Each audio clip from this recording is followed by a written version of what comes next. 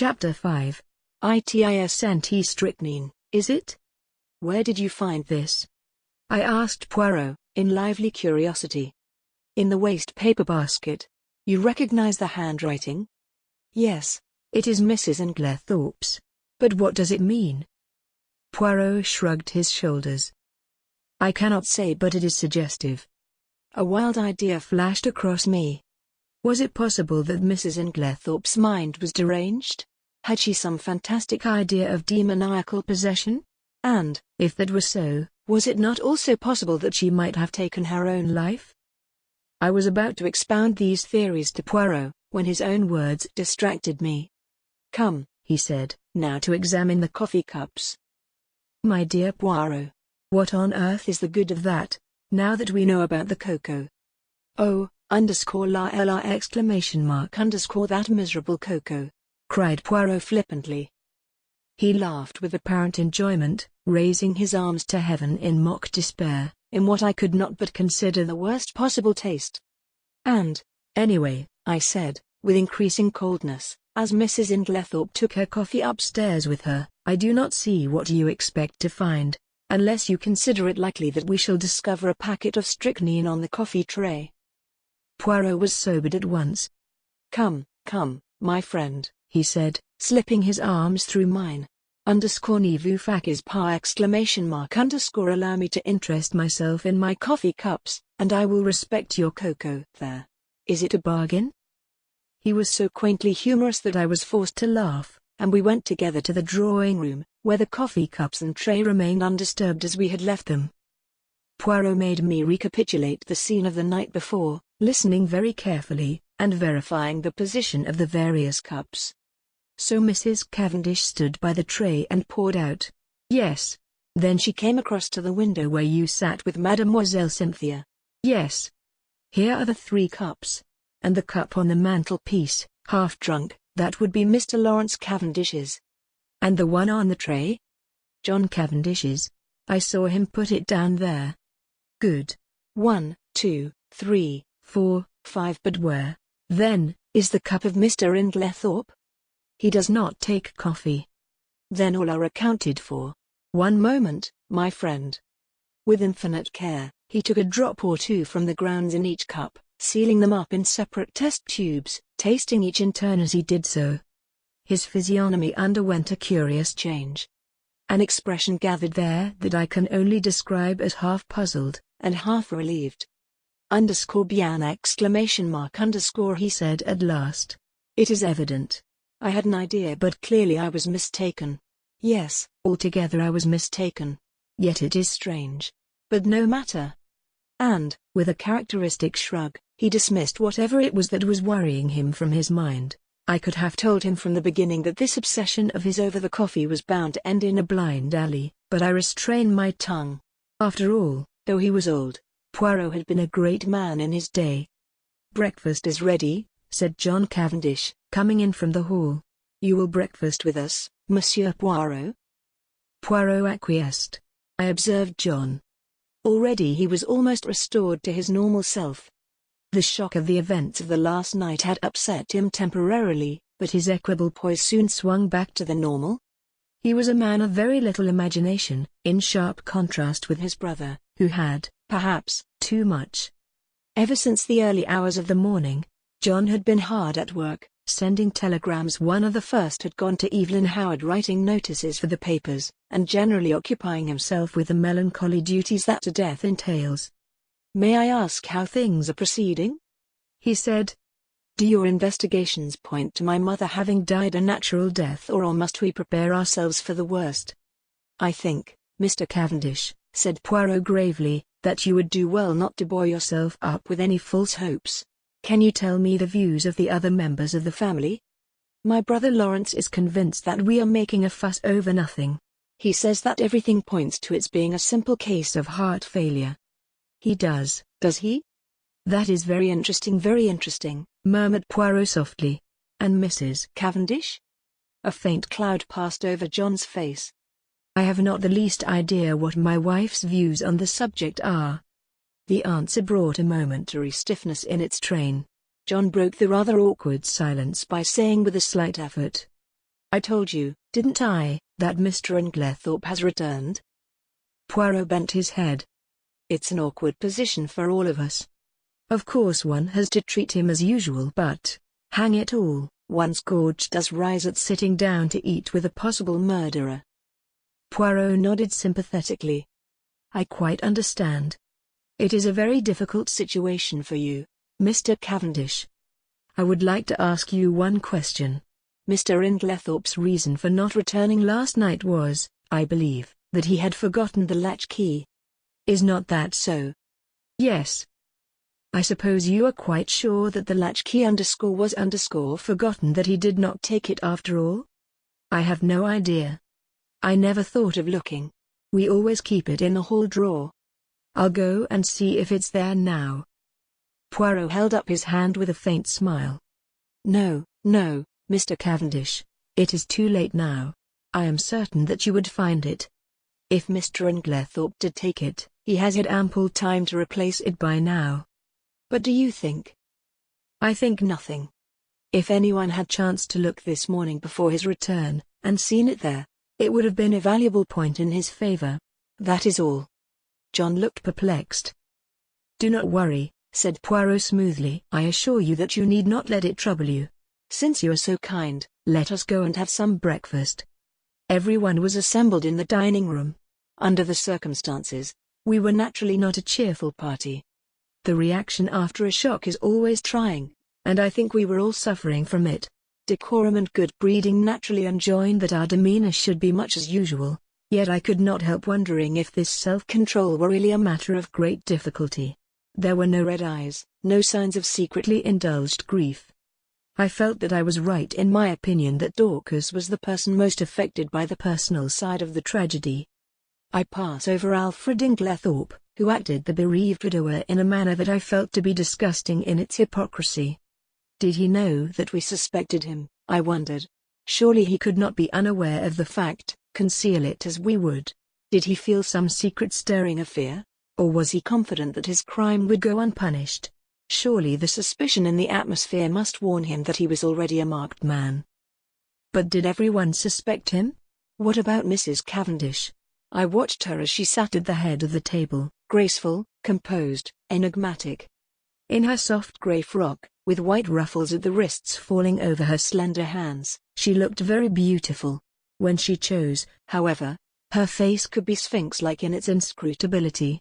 She was very silent, hardly opening her lips, and yet in some queer way I felt that the great strength of her personality was dominating us all. And little Cynthia? Did she suspect? She looked very tired and ill, I thought. The heaviness and languor of her manner were very marked. I asked her if she were feeling ill, and she answered frankly, "Yes, I've got the most beastly headache." "Have another cup of coffee, mademoiselle?" said Poirot solicitously. "It will revive you. It is unparalleled for the _mal de _." He jumped up and took her cup. "No sugar," said Cynthia, watching him, as he picked up the sugar tongs. "No sugar. You abandon it in the wartime, eh?" "No, I never take it in coffee." _sacré murmured Poirot to himself, as he brought back the replenished cup. Only I heard him, and glancing up curiously at the little man I saw that his face was working with suppressed excitement, and his eyes were as green as a cat's. He had heard or seen something that had affected him strongly, but what was it? I do not usually label myself as dense, but I must confess that nothing out of the ordinary had attracted my attention. In another moment, the door opened and Dorcas appeared. "Mr. Wells to see you, sir," she said to John. I remembered the name as being that of the lawyer to whom Mrs. Inglethorpe had written the night before. John rose immediately. "Show him into my study." Then he turned to us. "My mother's lawyer," he explained, and in a lower voice, "he is also coroner, you understand. Perhaps you would like to come with me?" We acquiesced and followed him out of the room. John strode on ahead and I took the opportunity of whispering to Poirot. "There will be an inquest then?" Poirot nodded absently. He seemed absorbed in thought, so much so that my curiosity was aroused. "What is it?" "You are not attending to what I say." "It is true, my friend. I am much worried. Why? Because Mademoiselle Cynthia does not take sugar in her coffee. What? You cannot be serious. But I am most serious. Ah, there is something there that I do not understand. My instinct was right. What instinct? The instinct that led me to insist on examining those coffee cups.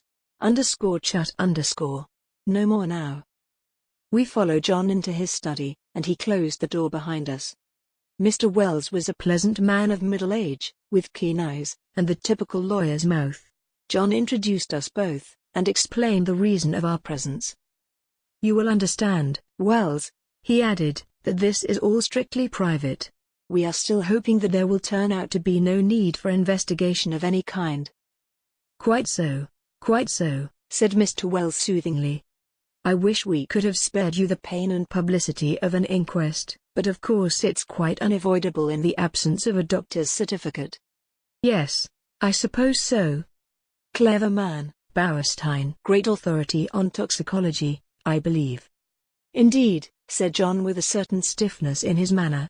Then he added rather hesitatingly, shall we have to appear as witnesses, all of us? I mean? You, of course, and Mr. Inglethorpe. A slight pause ensued before the lawyer went on in his soothing manner. Any other evidence will be simply confirmatory, a mere matter of form. I see. A faint expression of relief swept over John's face. It puzzled me, for I saw no occasion for it. If you know of nothing to the contrary, pursued Mr. Wells, I had thought of Friday. That will give us plenty of time for the doctor's report. The post-mortem is to take place tonight, I believe? Yes. Then that arrangement will suit you? Perfectly. I need not tell you, my dear Cavendish, how distressed I am at this most tragic affair. Can you give us no help in solving it, monsieur? Interposed Poirot, speaking for the first time since we had entered the room. I? Yes, we heard that Mrs. Inglethorpe wrote to you last night. You should have received the letter this morning. I did, but it contains no information. It is merely a note asking me to call upon her this morning, as she wanted my advice on a matter of great importance. She gave you no hint as to what that matter might be? Unfortunately, no. That is a pity, said John. A great pity, agreed Poirot gravely. There was silence. Poirot remained lost in thought for a few minutes. Finally he turned to the lawyer again. Mr. Wells, there is one thing I should like to ask you, that is, if it is not against professional etiquette. In the event of Mrs. Inglethorpe's death, who would inherit her money? The lawyer hesitated a moment, and then replied. The knowledge will be public property very soon, so if Mr. Cavendish does not object. Not at all, interpolated John.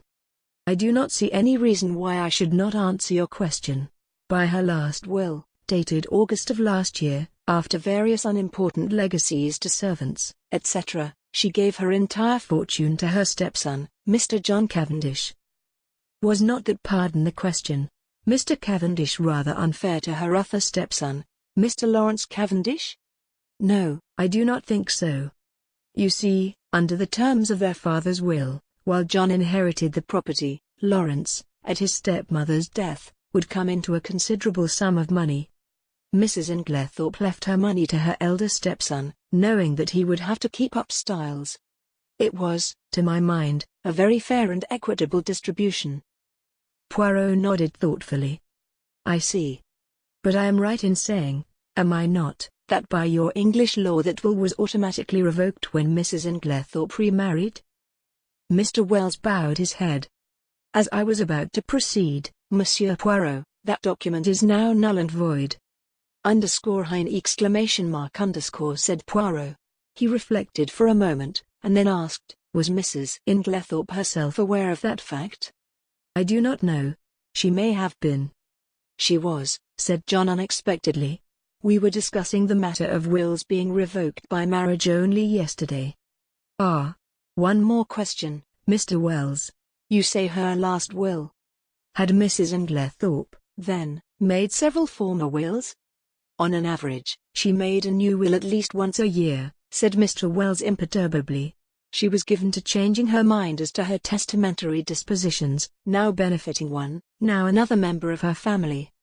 Suppose, suggested Poirot, that, unknown to you, she had made a new will in favor of someone who was not, in any sense of the word, a member of the family. We will say Miss Howard, for instance. Would you be surprised? Not in the least. Ah. Poirot seemed to have exhausted his questions. I drew close to him, while John and the lawyer were debating the question of going through Mrs. Inglethorpe's papers. Do you think Mrs. Inglethorpe made a will leaving all her money to Miss Howard? I asked in a low voice, with some curiosity. Poirot smiled. No. Then why did you ask? Hush. John Cavendish had turned to Poirot. Will you come with us, Monsieur Poirot? We are going through my mother's papers. Mr. Inglethorpe is quite willing to leave it entirely to Mr. Wells and myself. Which simplifies matters very much, murmured the lawyer, as technically, of course, he was entitled. He did not finish the sentence. We will look through the desk in the boudoir first, explained John, and go up to her bedroom afterwards. She kept her most important papers in a purple dispatch case, which we must look through carefully. Yes, said the lawyer. It is quite possible that there may be a later will than the one in my possession. There is a later will. It was Poirot who spoke. What? John and the lawyer looked at him startled. Or, rather, pursued my friend imperturbably, there was one. What do you mean there was one? Where is it now? Burned. Burned? Yes. See here. He took out the charred fragment we had found in the grate in Mrs. Inglethorpe's room, and handed it to the lawyer with a brief explanation of when and where he had found it. But possibly this is an old will? I do not think so. In fact, I am almost certain that it was made no earlier than yesterday afternoon. What? Impossible, broke simultaneously from both men. Poirot turned to John. If you will allow me to send for your gardener, I will prove it to you. Oh, of course, but I don't see. Poirot raised his hand. Do as I ask you. Afterwards you shall question as much as you please. Very well. He rang the bell. Dorcas answered it in due course. Dorcas, will you tell Manning to come round and speak to me here? Yes, sir. Dorcas withdrew. We waited in a tense silence. Poirot alone seemed perfectly at his ease, and dusted a forgotten corner of the bookcase. The clumping of hobnailed boots on the gravel outside proclaimed the approach of Manning. John looked questioningly at Poirot. The latter nodded. Come inside, Manning, said John, I want to speak to you. Manning came slowly and hesitatingly through the French window, and stood as near it as he could. He held his cap in his hands, twisting it very carefully round and round. His back was much bent, though he was probably not as old as he looked, but his eyes were sharp and intelligent, and belied his slow and rather cautious speech. Manning, said John, this gentleman will put some questions to you which I want you to answer. Yes, sir, mumbled Manning. Poirot stepped forward briskly. Manning's eyes swept over him with a faint contempt. You were planting a bed of begonias round by the south side of the house yesterday afternoon, were you not, Manning? Yes, sir, me and Willem. And Mrs. Inglethorpe came to the window and called you, did she not? Yes, sir, she did. Tell me in your own words exactly what happened after that. Well, sir, nothing much. She just told Willem to go on his bicycle down to the village, and bring back a form of will, or such like. I don't know what exactly. She wrote it down for him. Well? Well, he did, sir. And what happened next? We went on with the begonias, sir. Did not Mrs. Inglethorpe call you again? Yes, sir. Both me and Willem, she called. And then? She made us come right in, and sign our names at the bottom of a long paper under where she'd signed. Did you see anything of what was written above her signature? Asked Poirot sharply. No, sir, there was a bit of blotting paper over that part. And you signed where she told you? Yes, sir, first me and then Willem. What did she do with it afterwards? Well, sir, she slipped it into a long envelope, and put it inside a sort of purple box that was standing on the desk. What time was it when she first called you? About 4, I should say, sir. Not earlier? Couldn't it have been about 3:30? No, I shouldn't say so, sir. It would be more likely to be a bit after 4, not before it. Thank you, Manning, that will do, said Poirot pleasantly. The gardener glanced at his master, who nodded, whereupon Manning lifted a finger to his forehead with a low mumble, and backed cautiously out of the window. We all looked at each other. Good heavens, murmured John. What an extraordinary coincidence. How a coincidence? That my mother should have made a will on the very day of her death. Mr. Wells cleared his throat and remarked dryly. Are you so sure it is a coincidence, Cavendish? What do you mean? Your mother, you tell me, had a violent quarrel with someone yesterday afternoon. What do you mean? Cried John again. There was a tremor in his voice, and he had gone very pale. In consequence of that quarrel, your mother very suddenly and hurriedly makes a new will. The contents of that will we shall never know.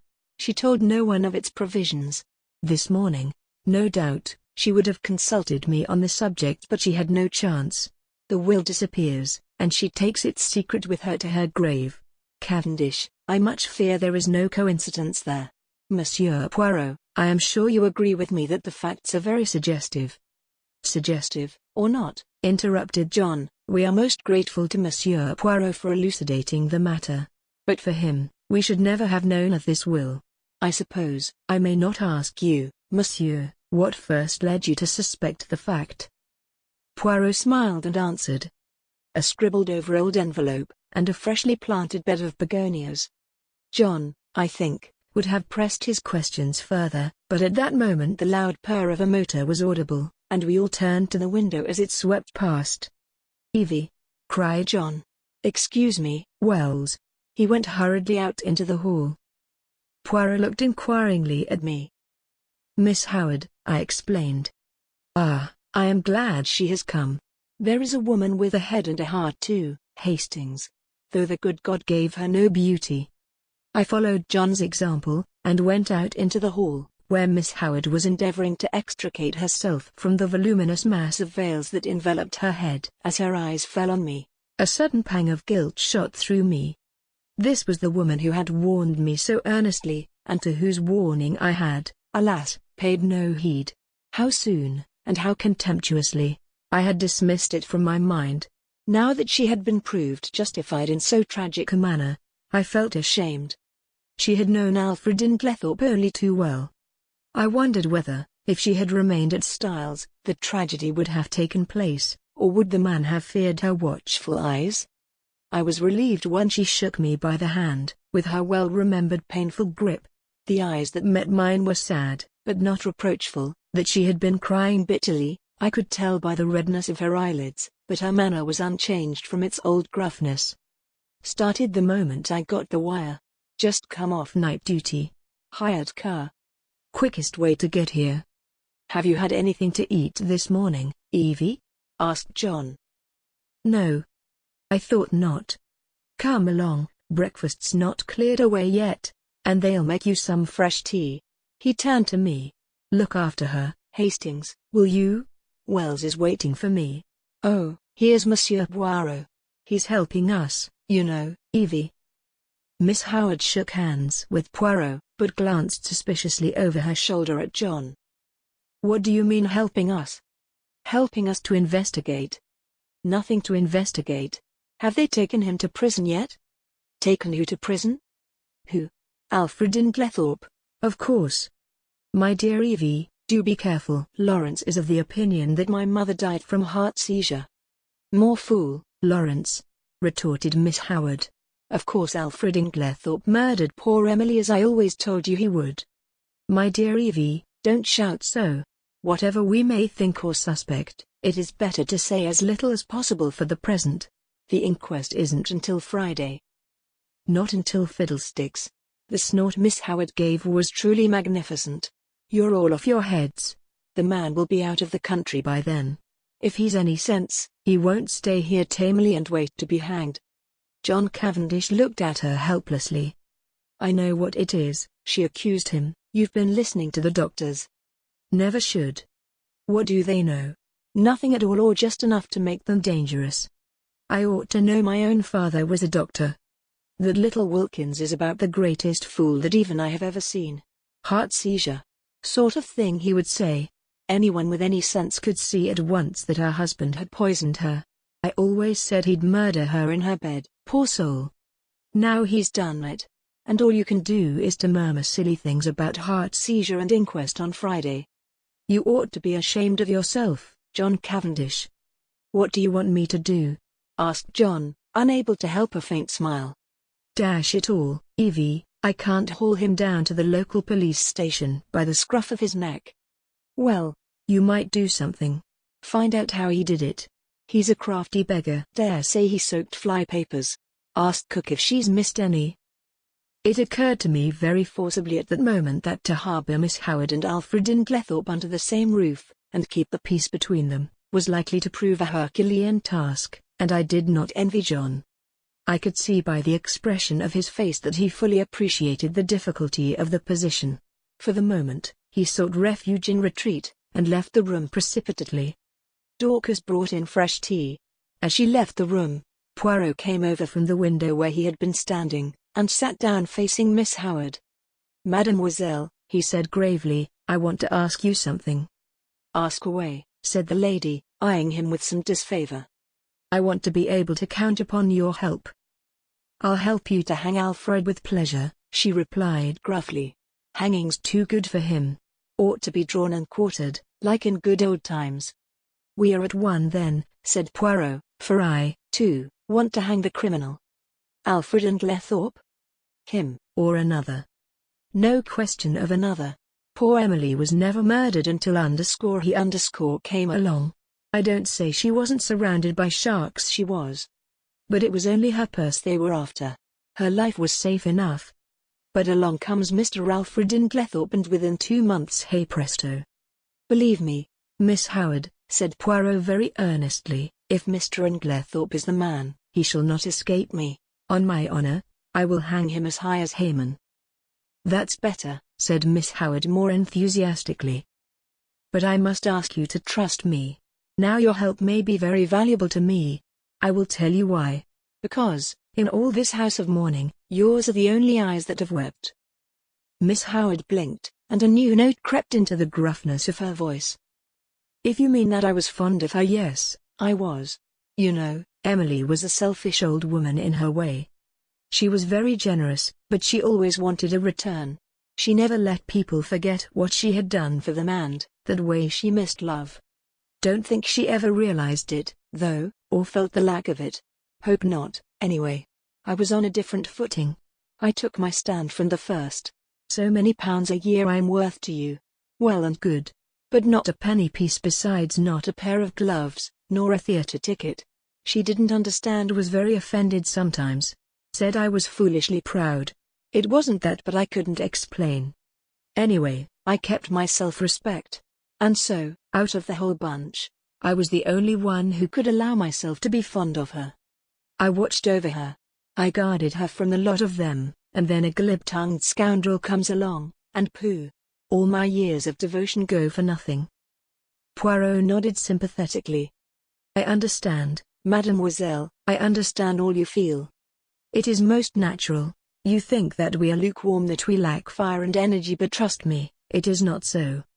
John stuck his head in at this juncture, and invited us both to come up to Mrs. Inglethorpe's room, as he and Mr. Wells had finished looking through the desk in the boudoir.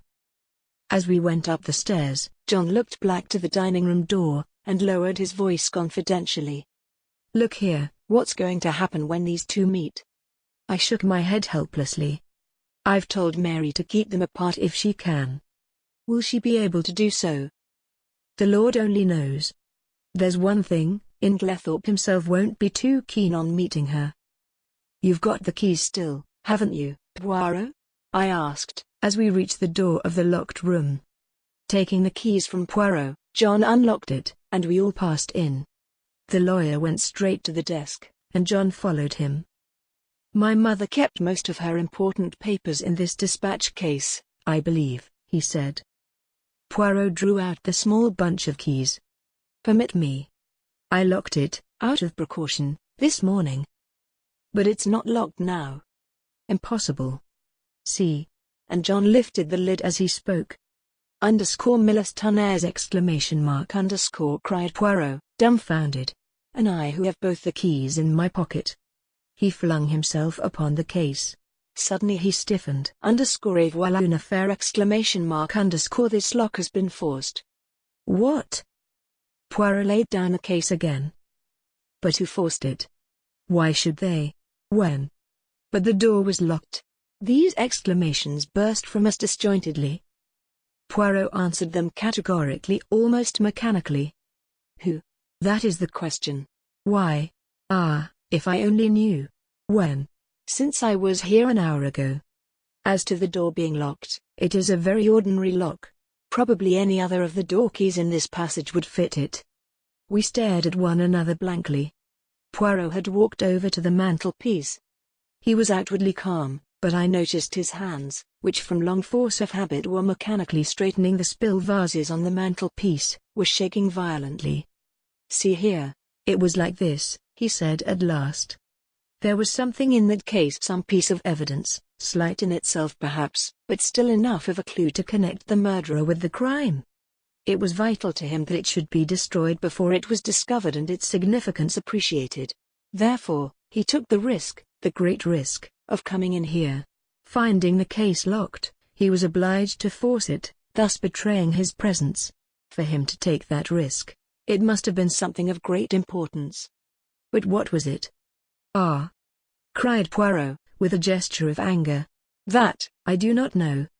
A document of some kind, without doubt, possibly the scrap of paper Dorcas saw in her hand yesterday afternoon. And his anger burst forth freely. Miserable animal that I am. I guessed nothing. I have behaved like an imbecile. I should never have left that case here. I should have carried it away with me. Ah, triple pig. And now it is gone. It is destroyed, but is it destroyed? Is there not yet a chance we must leave no stone unturned? He rushed like a madman from the room, and I followed him as soon as I had sufficiently recovered my wits. But, by the time I had reached the top of the stairs, he was out of sight. Mary Cavendish was standing where the staircase branched, staring down into the hall in the direction in which he had disappeared. What has happened to your extraordinary little friend, Mr. Hastings?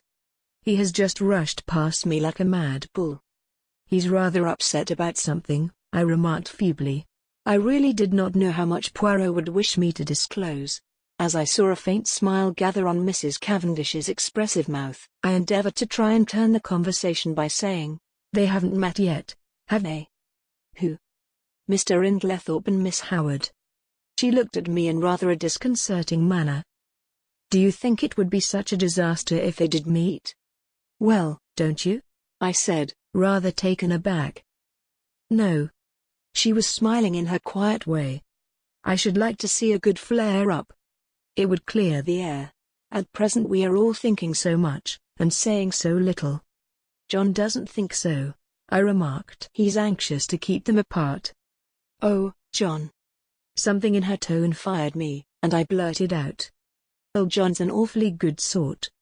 She studied me curiously for a minute or two, and then said, to my great surprise, "You are loyal to your friend.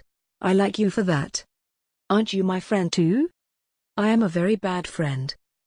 "Why do you say that?" "Because it is true. I am charming to my friends one day, and forget all about them the next." I don't know what impelled me, but I was nettled, and I said foolishly and not in the best of taste, "Yet you seem to be invariably charming to Dr. Bauerstein." Instantly I regretted my words. Her face stiffened. I had the impression of a steel curtain coming down and blotting out the real woman. Without a word, she turned and went swiftly up the stairs, whilst I stood like an idiot gaping after her. I was recalled to other matters by a frightful row going on below. I could hear Poirot shouting and expounding. I was vexed to think that my diplomacy has been in vain. The little man appeared to be taking the whole house into his confidence, a proceeding of which I, for one, doubted the wisdom. Once again I could not help regretting that my friend was so prone to lose his head in moments of excitement. I stepped briskly down the stairs. The sight of me calmed Poirot almost immediately. I drew him aside. "My dear fellow," I said, "is this wise? Surely you don't want the whole house to know of this occurrence? You are actually playing into the criminal's hands." "You think so, Hastings?" "I am sure of it." Well, my friend, I will be guided by you." "Good. Although, unfortunately, it is a little too late now." "Sure." He looked so crestfallen and abashed that I felt quite sorry, though I still thought my rebuke a just and wise one. "Well," he said at last, "let us go, mon ami _." "You have finished here?" "For the moment, yes." "You will walk back with me to the village?" "Willingly." He picked up his little suitcase, and we went out through the open window in the drawing room. Cynthia Murdoch was just coming in, and Poirot stood aside to let her pass. "Excuse me, mademoiselle, 1 minute." "Yes?" She turned inquiringly. "Did you ever make up Mrs. Inglethorpe's medicines?" A slight flush rose in her face, as she answered rather constrainedly. "No." "Only her powders?" The flush deepened as Cynthia replied. "Oh, yes, I did make up some sleeping powders for her once." "These?" Poirot produced the empty box which had contained powders. She nodded. "Can you tell me what they were? Sulfonal? Veronal?" "No, they were bromide powders." "Ah. Thank you, mademoiselle, good morning." As we walked briskly away from the house, I glanced at him more than once. I had often before noticed that, if anything excited him, his eyes turned green like a cat's. They were shining like emeralds now. "My friend," he broke out at last, "I have a little idea. A very strange, and probably utterly impossible idea. And yet it fits in." I shrugged my shoulders. I privately thought that Poirot was rather too much given to these fantastic ideas. In this case, surely, the truth was only too plain and apparent. "So that is the explanation of the blank label on the box," I remarked. "Very simple, as you said. I really wonder that I did not think of it myself." Poirot did not appear to be listening to me. "They have made one more discovery, La Basse," he observed, jerking his thumb over his shoulder in the direction of Styles. "Mr. Wells told me as we were going upstairs." "What was it?" "Locked up in the desk in the boudoir. They found a will of Mrs. Inglethorpe's, dated before her marriage, leaving her fortune to Alfred Inglethorpe. It must have been made just at the time they were engaged. It came quite as a surprise to Wells and to John Cavendish also. It was written on one of those printed will forms, and witnessed by 2 of the servants, not Dorcas." "Did Mr. Inglethorpe know of it?" "He says not." "One might take that with a grain of salt," I remarked skeptically. "All these wills are very confusing." "Tell me, how did those scribbled words on the envelope help you to discover that a will was made yesterday afternoon?" Poirot smiled. "Mon ami _, have you ever, when writing a letter, been arrested by the fact that you did not know how to spell a certain word?" "Yes, often. I suppose everyone has." "Exactly. And have you not, in such a case, tried the word once or twice on the edge of the blotting paper, or a spare scrap of paper, to see if it looked right?" "Well, that is what Mrs. Inglethorpe did. You will notice that the word possessed is spelt first with 1 S and subsequently with 2 correctly. To make sure, she had further tried it in a sentence, thus, 'I am possessed.' Now, what did that tell me? It told me that Mrs. Inglethorpe had been writing the word possessed that afternoon, and, having the fragment of paper found in the grate fresh in my mind, the possibility of a will, a document almost certain to contain that word, occurred to me at once. This possibility was confirmed by a further circumstance. In the general confusion, the boudoir had not been swept that morning, and near the desk were several traces of brown mold and earth. The weather had been perfectly fine for some days, and no ordinary boots would have left such a heavy deposit. I strolled to the window, and saw at once that the begonia beds had been newly planted. The mold in the beds was exactly similar to that on the floor of the boudoir, and also I learnt from you that they had been planted yesterday afternoon. I was now sure that one, or possibly both of the gardeners, for there were 2 sets of footprints in the bed, had entered the boudoir, for if Mrs. Inglethorpe had merely wished to speak to them she would in all probability have stood at the window. and they would not have come into the room at all. I was now quite convinced that she had made a fresh will, and have called the two gardeners in to witness her signature. Events proved that I was right in my supposition.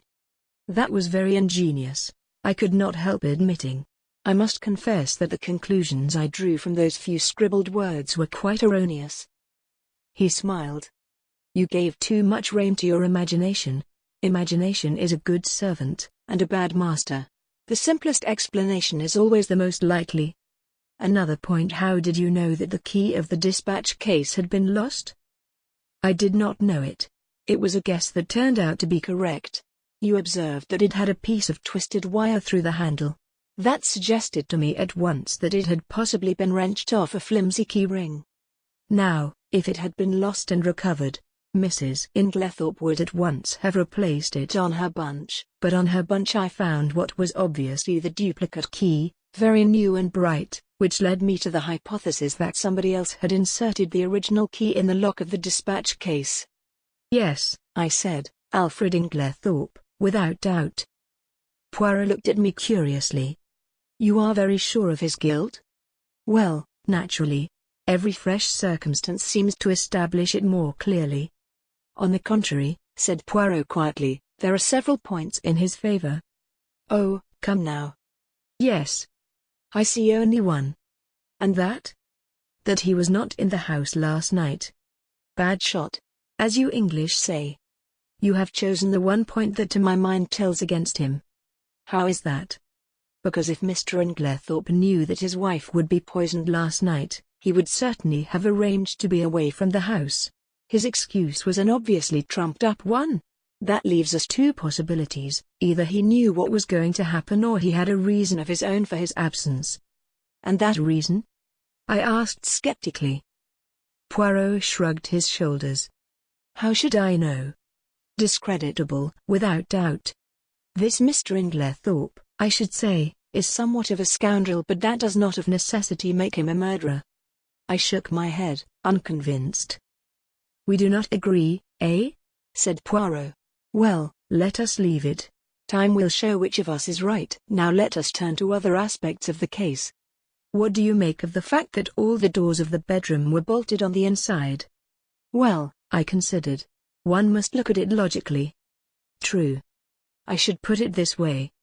The doors were bolted. Our own eyes have told us that, yet the presence of the candle grease on the floor, and the destruction of the will, prove that during the night someone entered the room. You agree so far? Perfectly. Put with admirable clearness. Proceed. Well, I said, encouraged, as the person who entered did not do so by the window, nor by miraculous means, it follows that the door must have been opened from inside by Mrs. Inglethorpe herself. That strengthens the conviction that the person in question was her husband. She would naturally open the door to her own husband. Poirot shook his head. Why should she? She had bolted the door leading into his room, a most unusual proceeding on her part. She had had a most violent quarrel with him that very afternoon. No, he was the last person she would admit. But you agree with me that the door must have been opened by Mrs. Inglethorpe herself. There is another possibility. She may have forgotten to bolt the door into the passage when she went to bed, and have got up later, towards morning, and bolted it then. Poirot, is that seriously your opinion? No, I do not say it is so, but it might be. Now, to turn to another feature, what do you make of the scrap of conversation you overheard between Mrs. Cavendish and her mother-in-law? I had forgotten that, I said thoughtfully. That is as enigmatical as ever. It seems incredible that a woman like Mrs. Cavendish, proud and reticent to the last degree, should interfere so violently in what was certainly not her affair. Precisely. It was an astonishing thing for a woman of her breeding to do. It is certainly curious, I agreed. Still, it is unimportant, and need not be taken into account. A groan burst from Poirot. What have I always told you? Everything must be taken into account. If the fact will not fit the theory, let the theory go. Well, we shall see, I said, nettled. Yes, we shall see. We had reached Leastways Cottage, and Poirot ushered me upstairs to his own room. He offered me one of the tiny Russian cigarettes he himself occasionally smoked. I was amused to notice that he stowed away the used matches most carefully in a little china pot. My momentary annoyance vanished. Poirot had placed our 2 chairs in front of the open window which commanded a view of the village street. The fresh air blowing warm and pleasant. It was going to be a hot day. Suddenly my attention was arrested by a weedy-looking young man rushing down the street at a great pace. It was the expression on his face that was extraordinary, a curious mingling of terror and agitation. "Look, Poirot," I said. He leant forward. _Tion exclamation mark _ he said. "It is Mr. Mace, from the chemist's shop. He is coming here." The young man came to a halt before Leastway's cottage, and, after hesitating a moment, pounded vigorously at the door. "A little minute," cried Poirot from the window. "I come." Motioning to me to follow him, he ran swiftly down the stairs and opened the door. Mr. Mace began at once. "Oh, Mr. Poirot, I'm sorry for the inconvenience, but I heard that you'd just come back from the hall?" "Yes, we have." The young man moistened his dry lips. His face was working curiously. "It's all over the village about old Mrs. Inglethorpe dying so suddenly. They do say," he lowered his voice cautiously, "that it's poison?" Poirot's face remained quite impassive. "Only the doctors can tell us that, Mr. Mace." "Yes, exactly, of course." The young man hesitated, and then his agitation was too much for him. He clutched Poirot by the arm, and sank his voice to a whisper. "Just tell me this, Mr. Poirot, it isn't strychnine, is it?" I hardly heard what Poirot replied. Something evidently of a non-committal nature. The young man departed, and as he closed the door Poirot's eyes met mine. "Yes," he said, nodding gravely. "He will have evidence to give at the inquest." We went slowly upstairs again. I was opening my lips, when Poirot stopped me with a gesture of his hand. "Not now, not now, mon ami _. I have need of reflection. My mind is in some disorder which is not well." For about 10 minutes he sat in dead silence, perfectly still, except for several expressive motions of his eyebrows, and all the time his eyes grew steadily greener. At last he heaved a deep sigh. "It is well. The bad moment has passed. Now all is arranged and classified. One must never permit confusion. The case is not clear yet, no. For it is of the most complicated. It puzzles _me_. Hercule Poirot. There are 2 facts of significance. And what are they? The first is the state of the weather yesterday.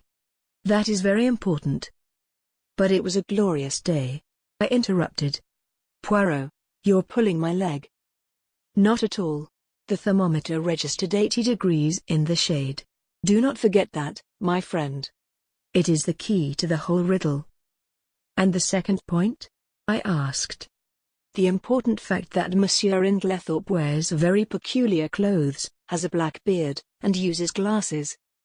"Poirot, I cannot believe you are serious." "I am absolutely serious, my friend." "But this is childish." "No, it is very momentous." "And supposing the coroner's jury returns a verdict of willful murder against Alfred Inglethorpe, what becomes of your theories, then?" "They would not be shaken because 12 stupid men had happened to make a mistake. But that will not occur. For one thing, a country jury is not anxious to take responsibility upon itself, and Mr. Inglethorpe stands practically in the position of local squire. Also," he added placidly, _I should not allow it." You would not allow it?" "No." I looked at the extraordinary little man, divided between annoyance and amusement. He was so tremendously sure of himself. As though he read my thoughts, he nodded gently. "Oh, yes, mon ami _. I would do what I say." He got up and laid his hand on my shoulder. His physiognomy underwent a complete change. Tears came into his eyes. "In all this, you see, I think of that poor Mrs. Inglethorpe who is dead. She was not extravagantly loved, no. But she was very good to us Belgians. I owe her a debt." I endeavored to interrupt, but Poirot swept on. "Let me tell you this, Hastings. She would never forgive me if I let Alfred Inglethorpe, Her husband, be arrested _now_when a word from me could save him.